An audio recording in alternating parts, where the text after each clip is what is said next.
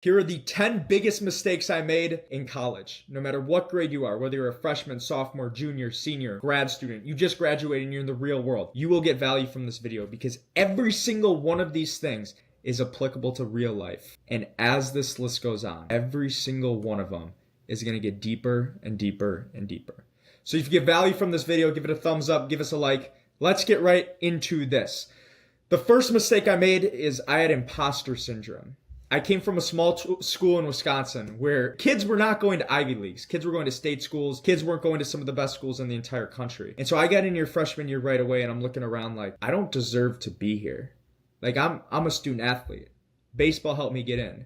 There's kids left and right around me from New York, LA. They went to the best high schools in the country. They're getting 36 in their ACTs. I'm not smart enough to be here. I don't deserve it. And that mindset actually led me to getting the lowest GPA of my entire life my first semester, which was not a good GPA. But it didn't come down to whether I'm smart or not. It was this whole notion of lack of self-belief. And do you know what I say to that today? Screw that. You are not defined with however smart you think you are. It is solely based on your work ethic. Just because someone's one of the smartest kids in the entire country doesn't mean they're one of the hardest working kids in the country. And you'll actually find that all those kids getting the 36s on their ACTs or coming from the biggest cities in the world, they all have imposter syndrome too. Number two, the next big mistake I made was I did long distance my first 2 years of college. It had nothing to do with the relationship, and I'm not saying don't do long distance. This was a mistake because it gave me an excuse not to meet people. I kept saying, oh, I got a girlfriend. So, maybe I shouldn't go out to this bar and go out to this party. Man, I'm at this social situation right now. I shouldn't go and talk to other people and meet other people. Maybe there's some truth to that as you get older, but I think as a freshman in college, a sophomore in college, brand new to this experience, when you don't know a single person, you're setting yourself up for failure if you're not going out and maximizing your relationships with both sexes. I'm not saying flirting, but I think you should have friends that are both guys and girls. Number three, I made baseball my entire identity. So take a moment if you're in high school. Think about the kid that walks around the hall with the water jug, wearing his Letterman's coat. Or if you're in college, think about the athletes that always walk around in a pack together and are always sporting the jogging pants and their team logo on their sweatshirt and the athlete backpacks. That was me my first 2 years. And there's nothing wrong with that except for this. That was me, and since I made baseball my entire identity, I adopted the mindset that I'm different from all these kids. Man, some of these kids are weird. I'm too cool for this person. I don't need to go to class and talk to this random person. I don't need to go meet anybody else. I'm too cool for that. That was the dumbest mindset I could have ever had. Do you know how much that limited me from a connection standpoint my first couple years in college? Significantly. I knew 4 kids outside of the athletics department when I got to the end of my freshman year. 4 kids.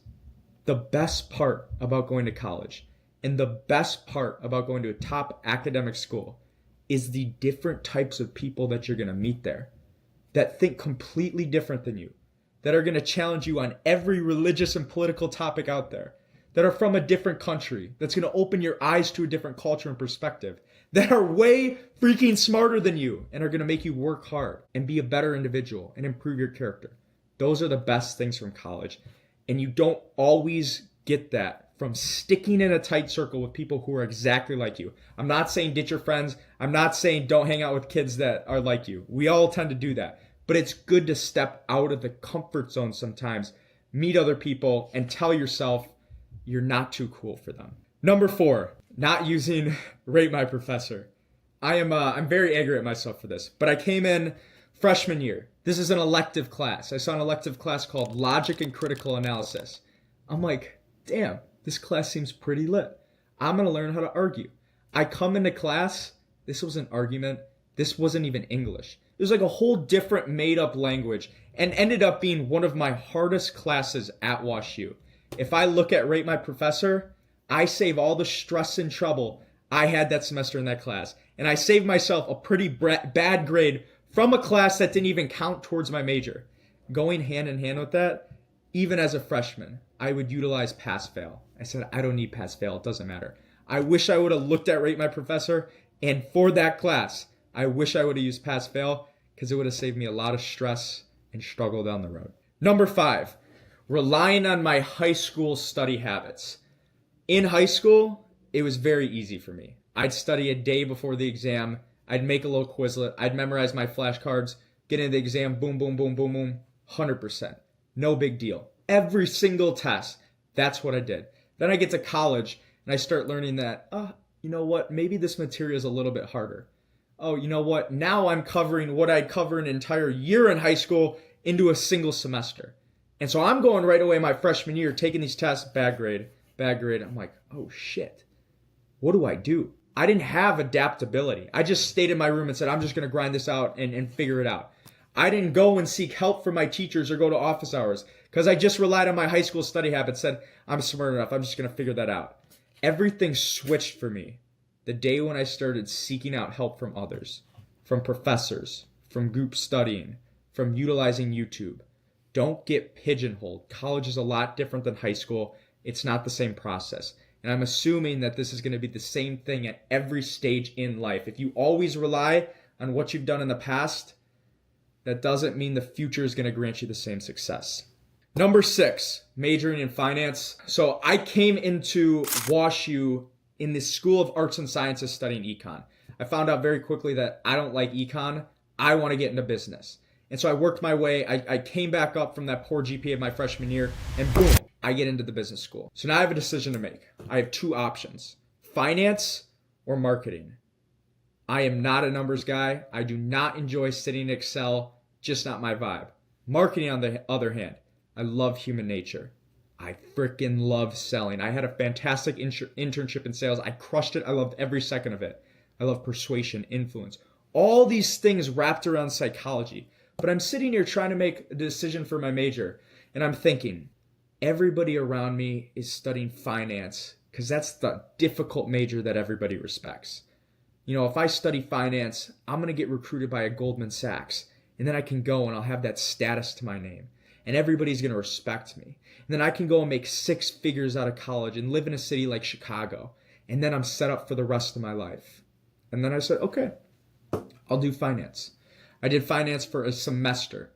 I've never been so miserable in my life. Every single time I went in that classroom, I'm sitting here like this. I'm daydreaming. I'm counting the minutes till I get out. And then test comes around. I can't study for this stuff. It's so boring for me. And then I finally made the decision, you know what? I don't care. Maybe I'll make 6 figures. Maybe I'll be a millionaire if I continue down this road of finance. I'm going to be miserable doing it. And for the first time in my life, I listened to the gut in here and disregarded what everyone else may say. And I say, I am doing what I know I love, and I know what I'm good at, and that is marketing, and that is going to be sales. And it will pay off down the road. Number 7, trying to fit into my stereotype. This goes hand in hand with number 6. I mentioned everybody in this business school. These are very smart kids. Very, very smart kids, analytical kids. They want to go in investment banking. They want to go in consulting. They're making 6 figures right out of college. They have prestige to their name. They're working at the big 3 consulting, these huge banks. And it's so cool, this aura around these students. And that's the vibe that students at WashU, my college, I'm sure at your school too, want to fit into. But just because that's the vibe and the stereotype and the path for a lot of kids that you go to school with does not mean that's the path for you. And you may fall victim like I did and go down that path. But you're going to figure out very soon that that is not it for you if it's not meant to be. Because you're going to be miserable with your studies. Or you're going to have an internship in that industry and you're going to be miserable. When you hit misery and hit rock bottom, listen to your gut. And go down a path that you truly enjoy and you're fascinated to learn about. Every single day it fires you up. Success and money will come. You have to be good at what you do. And you're never going to be good at what you do if you freaking hate it every single day. Number 8. Staying in just to stay in. And you guys are going to think I'm crazy saying this right now because I've only gone out once this entire semester. My junior year fall, I just quit baseball. I come back and now I'm like trying to figure out what to do. I put a ton of effort into my physique and I wanted to get to 5% body fat. But because I was putting so much effort in my physique, I didn't want to drink. I didn't want to go out to eat. I didn't want to go out to social events because it distracts me. It make me more willing to gain weight, to eat whatever. I was like, I'm not about it. So I stayed in every single time. But I stayed in and I wasn't working towards anything. I wasn't building a podcast. I wasn't doing social media. All I was doing was school and weightlifting.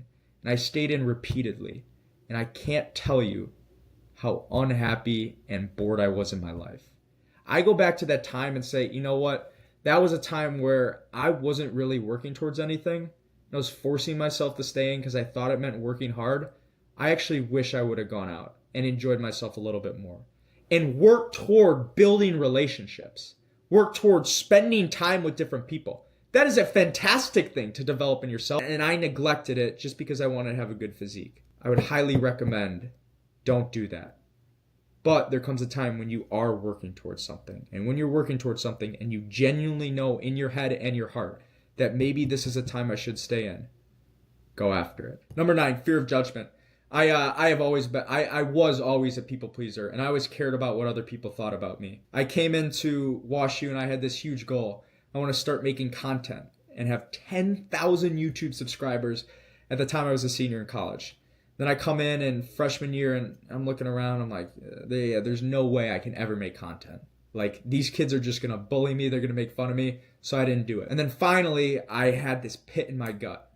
It was like December 13th, 2021. I had a pit in my gut saying, you need to make a video. I made a video. My friends, my close friends, laughing to my face. This gets sent into my old baseball travel team group chat. Kids are making fun of me. Left and right. Like, it's nonstop. And so I quit. I quit because I feared judgment so much. But when you realize and you get older, and this happens in every situation, you end up just not caring. And you're like, okay, well, now I'm at a point where I'm a junior, senior in college. I need to go in the real world, start making money, and actually do something with my life and have a purpose and passion. And once you fully realize that, you understand that none of that bullshit matters. Bro, who cares what anybody says about you? If you truly feel calling for it, go out and do it. And I wish I would have learned that as a freshman in college. Because you're going to learn it at some point, but it may come later on in your journey.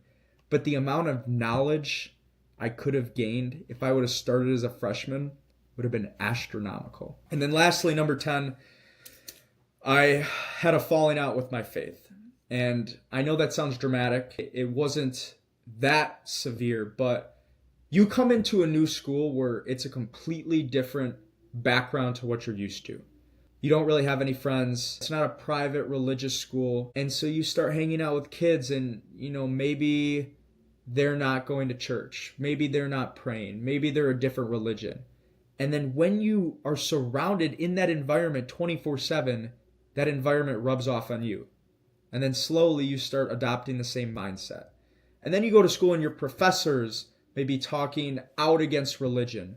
Or you see it on social media. And it's now the trend that Gen Z doesn't put effort towards God or believe in faith or have a religion. And you start becoming susceptible to it because you're a young, innocent freshman, sophomore, and you don't know any better. That was me. I questioned myself a lot. I stopped going to church. I started getting angry towards my parents and the faith I grew up in and started questioning them because I was just a product of my environment. I strongly urge you, it's a good thing to question your faith, and college will make you question your faith. But when you get to question, you have to ask yourself, why do I believe what I believe? And once you come to a solid idea based on that, take it off and running. It's going to be ever changing. But don't just let an environment of a bunch of random people from a bunch of different areas totally destroy one of the closest things to your heart. If you got value from this, please give us a like and subscribe. Those are the 10 biggest mistakes that I made in college. It happens to everybody, and I know I'm going to keep making more mistakes. Keep believing foolishly, and we'll catch you next time.